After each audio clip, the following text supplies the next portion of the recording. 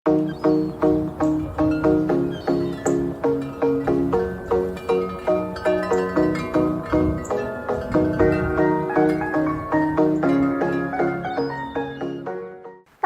Anda bahwa di era digital ini pelanggan tidak hanya membeli produk, tetapi juga pengalaman? Bagaimana merek Anda dapat tetap relevan di tengah derasnya teknologi yang terus berkembang? Di dunia pemasaran 4.0, yang bertahan bukanlah yang terkuat, tetapi yang paling terkoneksi. Apakah Anda sudah siap untuk membangun koneksi yang tak terlupakan dengan pelanggan Anda? Yuk kita simak pemasaran 4.0.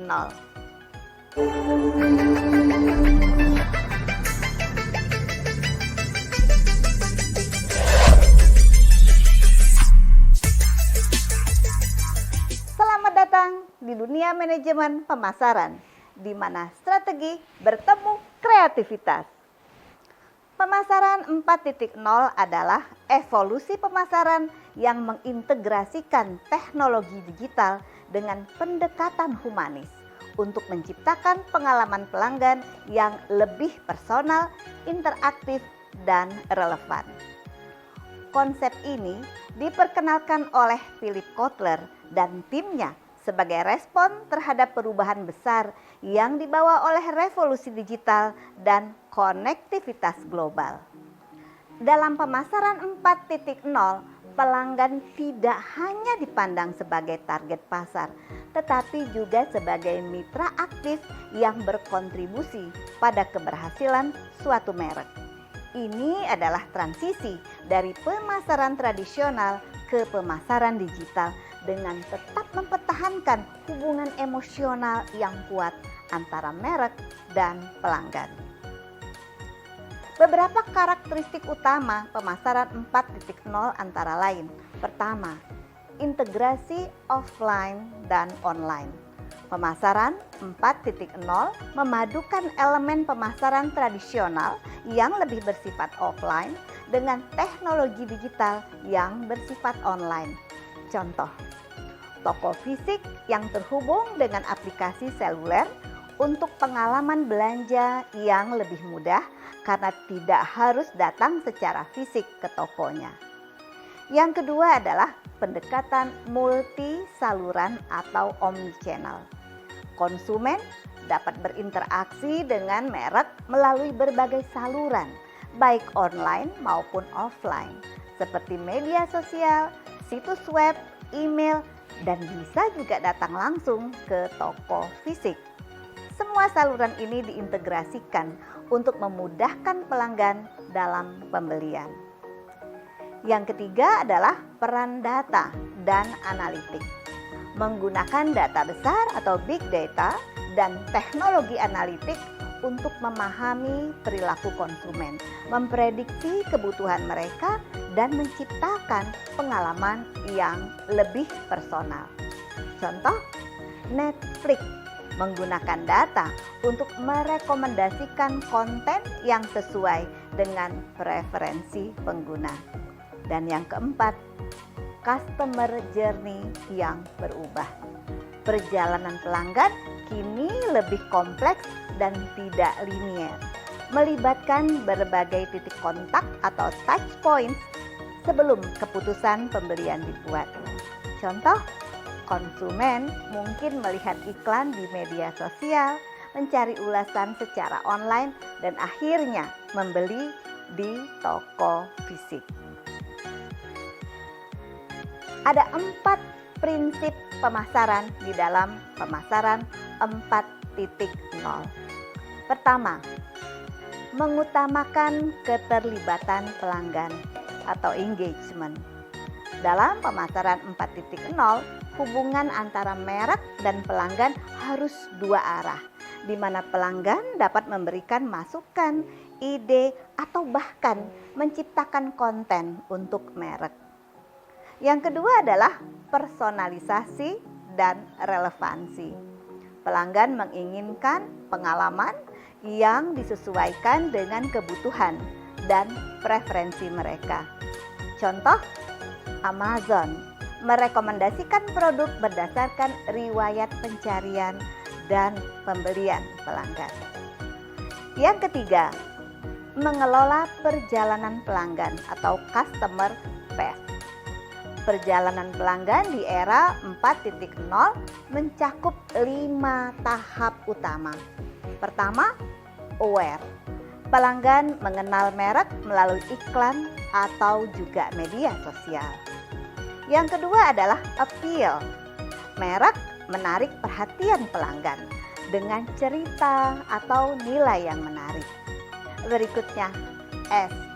Pelanggan mencari informasi lebih lanjut seperti ulasan atau fitur produk. X.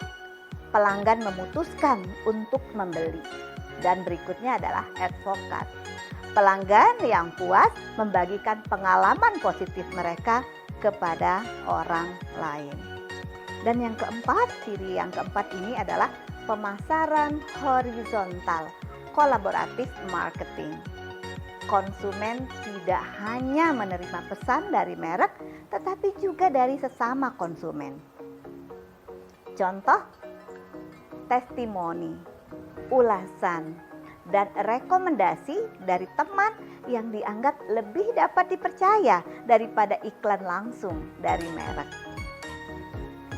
Berikut ini adalah contoh penerapan pemasaran 4.0 di PT Kereta Api Indonesia atau KAI.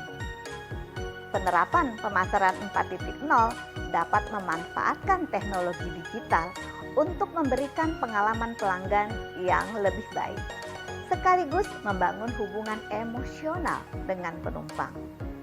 Ini adalah beberapa hal yang sudah dilakukan oleh PT Kereta Api Indonesia. Pertama, integrasi offline dan online. KAI menghubungkan pengalaman pelanggan secara offline di stasiun dan di kereta dengan layanan digitalnya. Misalnya penggunaan aplikasi Akses by KAI.